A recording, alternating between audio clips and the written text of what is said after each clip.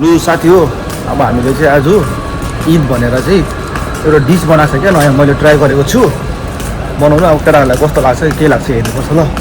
Try गर्ने नर्जुन गर्ने हो। केटाहरू चाहिँ आज घुम्नु गयो थियो, अब हेरौँ के हुँदो रहेछ ल। नयाँ त भन्दिनँ होइन, हुनु त पुरानै सबैले खाँदै आएको हो, तर मैले चाहिँ अब फर्स्ट टाइम बनाएको होइन, एक्सपिरियन्स होइन खाना बनाउनुमा चाहिँ।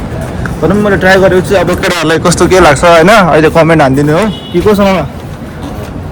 अहिले एकछिन भेट्छु गाइस ल। अब मैले आज चाहिँ एकदम चिकन फ्राइड राइस बनाउने कोसिस गर्दैछु होइन। एकदम यो चाहिँ मासु फ्राइड एकदम नसक्ने एकदम मासु सबै फ्राई भएको छ हो।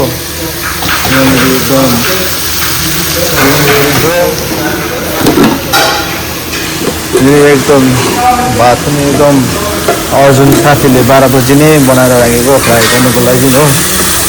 अब चाहिँ टक्कैसँगले फ्राइड राइस बनाएर खानु ल।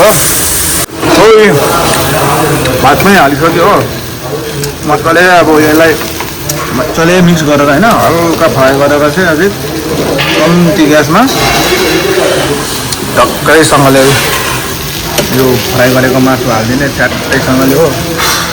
सो हेलो हेलो फेरि पनि म आयो।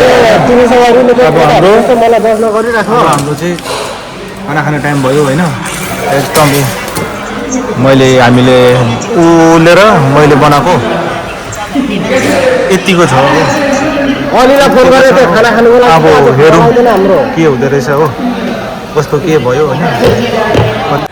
लु अब हामीले चाहिँ खानु चालु गरेको होइन। एकदम फ्राई राइस रेडी। लु त लको लको छिटो छिटो सबैको थाल छ होइन, यस्तो थाल छ हो दामी दामी। मेरो चाहिँ हो यस्तो रेडी छ क्या जिन्दगी यहाँ दुबईमा। मेरो थाल चाहिँ यस्तो छ केटाहरूको भिआइपी थाल उसको होइन, ठुला ठाला मान्छे हो।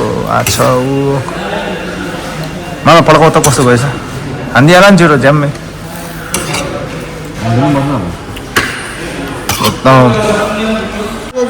आफूले बनाएर होला कि आफूले बनाएर होला कि बहुत मिठो लाग्यो नि मलाई त।